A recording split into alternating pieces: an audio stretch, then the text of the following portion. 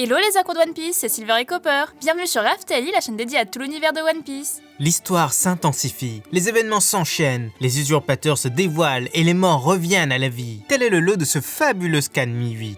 Et plus que jamais, il faut bon suivre cette œuvre légendaire. Malheureusement, on ne vous cache pas que quelques déceptions viennent s'ajouter à ces surprises. Et forcément, des ratés se sont ajoutés à certaines de nos prédictions, même s'il ne faut pas tout jeter. On a bien un retour des ennemis, ceux-là même dont la fin prématurée aurait été une déception. Mais sans plus tarder, analysons ce scan. Pour la page cover de cette semaine, Oda continue avec ses petites illustrations. Et cette fois, il a décidé d'accéder à la requête d'Agea Caramel. Elle souhaitait voir Robin transformer un cheval en Pégase. Et voilà, ça donne ça. C'est vraiment pas mal. Mais vous le savez tous, il n'y a qu'un seul vrai Pégase dans One Piece. Et c'est Pierre, la monture céleste du dieu Ganfor. Vous n'avez pas pu l'oublier vu à quel point il était incroyable. Enfin bref, par le biais de cette image, Oda nous rappelle les capacités de Robin, ceux du fruit de l'éclosion. Ce paramassia est vraiment surpuissant dans les mains d'une personne qui a de l'intelligence et de l'imagination, ce dont Robin ne manque absolument pas. Et même si elle ne réapparaît pas dans ce scan, on est sûr qu'elle sera capable d'affronter et de vaincre Black Maria. Mais là, c'est le cœur qui parle. Première vraie page du scan, on retrouve les fourreaux rouges dans la salle au trésor. Et comme à la fin du précédent scan, ils ont tous été soignés et font face à leur maître, leur sauveur, leur héros. Et celui-ci leur annonce qu'il a pu traverser le temps pour atterrir ici et maintenant. Dame Toki l'a envoyé, mais l'histoire est bien trop longue, il ne peut en parler maintenant. Kinemon en pleure de joie, Neko et Izu également, mais Oden insiste, il a une revanche à prendre. Il faut se mettre en marche, les retrouvailles attendront. Inu, Kawamatsu, Izu et Denjiro se joignent aux autres. Ils le suivent aveuglément. Mais Ashura les arrête par ses avertissements. Selon lui, ce n'est pas Oden. Mais Kinemon insiste. Il est bien là, en chair et en os. Raizo lui aussi est méfiant, et il rappelle les paroles de Dame Toki à ses amis. Le passé ne peut pas être changé. Elle envoyait les personnes dans le futur. Or, Oden était déjà mort quand ils sont partis. Il était donc impossible de les récupérer. Et alors que Kinemon tente de rassurer tout le monde, Ashura lui coupe la parole et l'envoie valser d'un violent coup de poing. Et enchaîne directement en tranchant la joue de son maître. Hélas, le pantin ne saigne pas, et le bandit se fait transpercer de part en part. Des larmes ruissellent sur son visage, et il lâche ces mots. « Je suis comme vous, moi aussi. J'aurais aimé que ce soit le vrai. » Face à l'évidence, tous comprennent ce que cela signifie. Un pantin si réaliste, mimant parfaitement le maître. Un seul homme est capable de le faire, c'est Kanjuro. Il est vivant. La haine traverse le visage de Denjiro. Oden clame sa fausse identité. Ashura gît au sol, pardonnant à Kiku, car la pauvre s'en veut. C'est elle qui a été incapable de défaire le traître.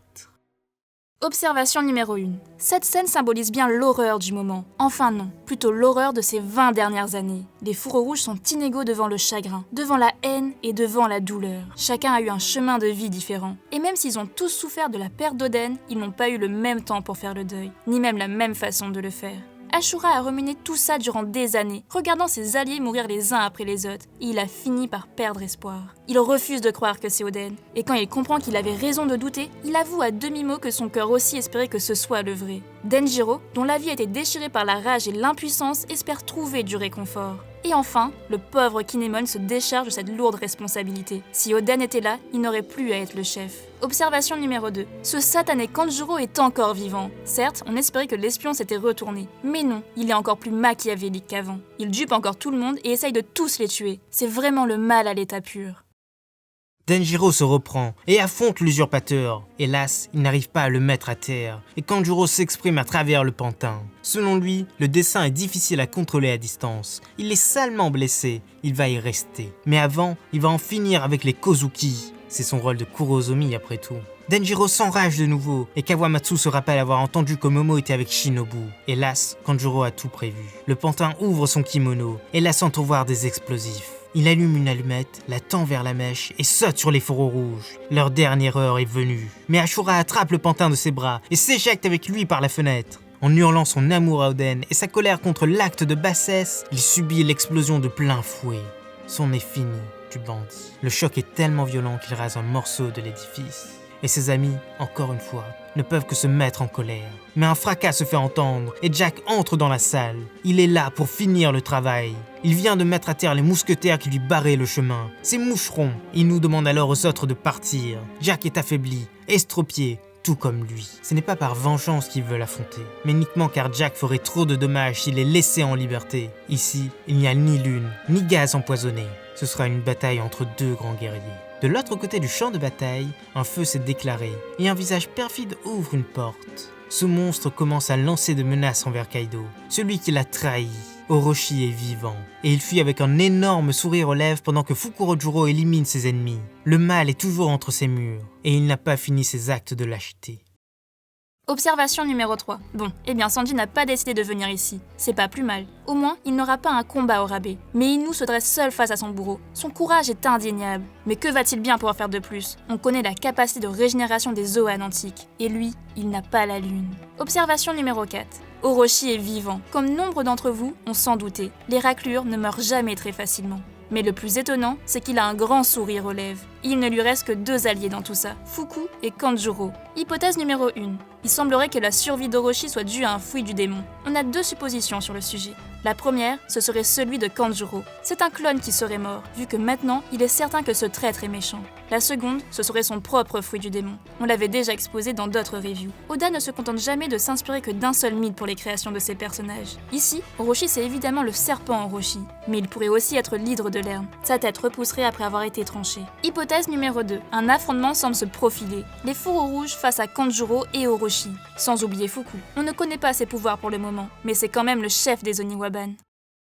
Du côté de Momo, celui-ci a repris une forme humaine et il est de retour dans les vêtements de Yamato. Cette dernière comprend la situation et pense que cet heureux hasard va les aider. C'est la même transformation que celui de son père. D'ailleurs, elle veut aussi se battre contre Kaido. Elle sait que Luffy y est déjà et se demande dans quel état il est. Momo répond qu'il va bien. Sa force physique a énormément diminué, mais sa santé est correcte. Ce qui provoque l'étonnement de Shinobu. Comment peut-il savoir ça? Observation numéro 5. Momo a le acquis de l'observation. Enfin, il en a un surdéveloppé, exactement comme Aissa sur Skypiea. Il peut sentir des personnes sur de très longues distances, connaître leur état de santé et leur position, alors que Yamato, qui est plutôt redoutable, ne peut pas le faire. Hypothèse numéro 3. Yamato pense que les pouvoirs de Momo seront utiles. Selon nous, Momo va être capable de ralentir les nuages qui portent Onigashima, ce qui permettra de sauver la capitale des fleurs. Il deviendra par la même occasion le nouveau shogun et le héros de Wano.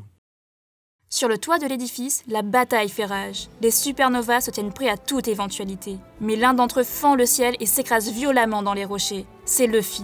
Kid pense que les attaques sont inefficaces, mais le chapeau de paille persévère. Et il lance qu'il leur rentre dedans tellement fort que ça doit forcément leur faire quelque chose. Ce sont des humains après tout en repartant à l'assaut, mais se crachent une nouvelle fois. Zoro lui crie de réfléchir avant de foncer tête baissée. Killer pense que les Yonko n'ont plus rien d'humain. Law veut les isoler pour avoir une chance de gagner. Et Kid se dit en enfer en voyant ces 2 mastodons. Kaido a sa forme hybride et Big Mom ses attributs de puissance. Et dans un dernier échange, Luffy déclare que l'enfer, il en est revenu à plusieurs reprises. Alors que Kaido finit par le féliciter pour la lueur qu'il voit encore dans ses yeux. Et c'est la fin du scan.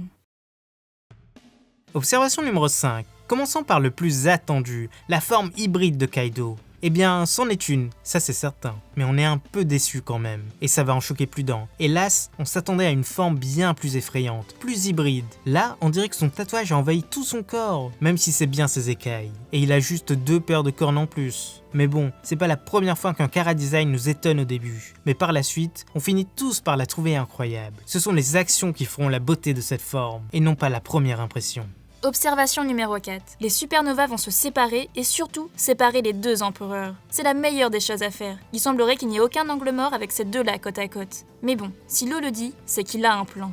Hypothèse numéro 4. Vous vous rappelez de cette prédiction des 9 ombres qui libéreront Wano? Eh bien, elle va prendre toute son importance. Pour nous, ce ne sont pas les fourreaux rouges, mais bien les jeunes pirates. Oden le savait, il l'a écrit dans son carnet. D'autres personnes viendront en renfort sur le toit pour lancer la plus grande bataille de l'œuvre. Et pour nous, il y aura Yamato, Sanji, X-Drake et Hawkins, l'homme qui changera de camp lorsqu'il verra les statistiques monter. Et clairement, ça va être incroyable. Et pour en finir avec cette review, voici nos petites prédictions pour le prochain chapitre. Numéro 1. Law expose son plan pour séparer les 2 empereurs, mais Luffy ne l'écoute pas, et de nouveaux alliés commencent à arriver. Numéro 2. Les fourreaux rouges arrivent à temps pour sauver Momo des griffes de Kanjuro. Enfin, Yamato est avec lui, donc Kanjuro sera déjà en difficulté. Mais les fourreaux rouges libéreront Yamato, et il pourra aller vers le toit. Numéro 3, Marco se retrouve en difficulté. King se relève et lui fait sa fête. Il a besoin d'aide. Chopper ne sera pas suffisant. Numéro 4, Orochi essaie de fuir l'île, mais il tombera sûrement sur des ennemis. Mais qui? C'est bien la question. Il faudra bien qu'il morde la poussière un jour, celui-là. Numéro 5, on voit la bataille Robin face à Black Maria, et la puissance de la Tobiropo est enfin montrée. Brook aura toute son utilité.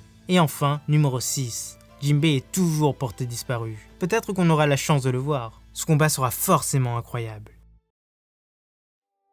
Voilà, c'est déjà la fin de cette vidéo. On espère que ça vous a plu. En tout cas, laissez votre avis en commentaire, ça nous ferait très plaisir. C'était Silver et Copper pour After Lille. À bientôt les accros de One Piece.